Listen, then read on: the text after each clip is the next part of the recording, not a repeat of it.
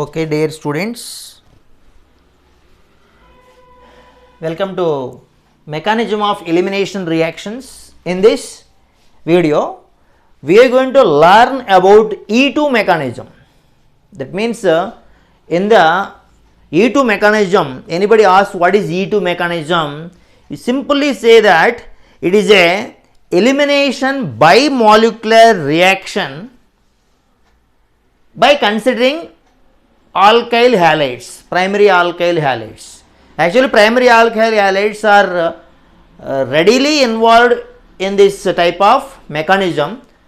It is also a kind of dehydrohalogenation. Everything is same like E1 mechanism, and we will take the same kind of reagent, dehydrohalogenating reagent, that is alcoholic potassium hydroxide.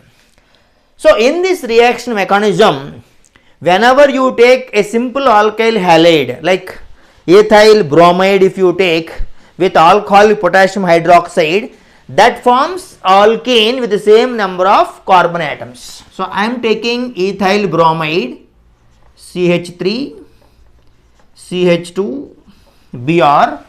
So, here bromine attached to this carbon, adjacent carbon is called as beta carbon. Any one of the hydrogen from the beta carbon if you remove, this is also called as beta elimination reaction in the presence of alcoholic potassium hydroxide gives alkene, that is CH2 double bond CH2 with the removal of hydrogen bromide.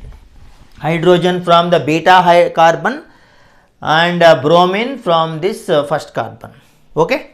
So, in this reaction, anybody ask what might be its mechanism? Not like even mechanism taking two steps, first formation of carbocation and all these things, but in this there is a peculiar mechanism is there as per the kinetics. That mechanism is giving us a transition state in which the rate is depending on both nucleophile and alkyl halide in the rate determining step. So, first of all, you are going to take the alkyl halide like this. Here bromine is present, here hydrogen is present. Okay. Suppose you are going to write bromine here for more clarity, you can write like this. The remaining parts all are hydrogens only.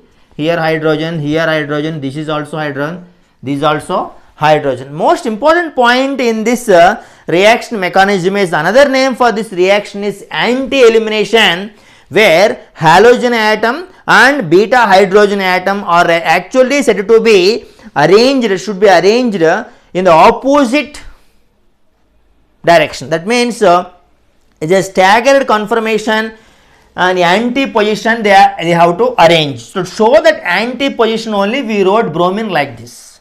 So, we can easily understand the attack of nucleophile on this alkyl halide, and this hydrogen will be forming water with the OH minus nucleophile, and this bond will be shifted here and double bond will be formed. Double bond formation takes place. At the same time, the bond between carbon and bromine starts cleaving. So, cleavage of carbon halogen bond and formation of carbon carbon double bond simultaneously takes place in a step which is a slow step, giving a transition state. Means there is a partial bond representation we will write between the atoms, partial double bond formation, partial single bonds between bromine and hydrogen, carbon and bromine, and carbon and hydrogen, here carbon and beta hydrogen, carbon and halogen. We will show some dot lines. Dot line indicates that bond is separating. Okay. And the dot line between carbon is the bond is formation, bond cleavage, all will be involved in a step which is called as transition state. So, this is called as transition state. This is called as transition state, and this transition state immediately gives the product with the loss of water and bromine as bromide, giving the product that is alkane, which we require as the major product in the reaction. This is ethene actually when we have taken ethyl bromide. So, we have taken ethyl bromide in this reaction. This is what E2 mechanism. So, in this E2 mechanism, as per the chemical kinetics I have already told, the rate expression can be written as the constant involved with the concentration of nucleophile involved with the concentration of alkyl halide. So, as per the chemical kinetics, the rate is equal to K into concentration of alkyl bromide power 1 nucleophile concentration power 1. That is why it is a second order reaction, and most specifically we have noticed that is also called as anti-elimination reaction. It is also called as anti-elimination reaction. It is a second order reaction, okay, and all. So, these are two important points you have to mention in the examination. Yes, this is E2 mechanism. I hope you understand E2 mechanism.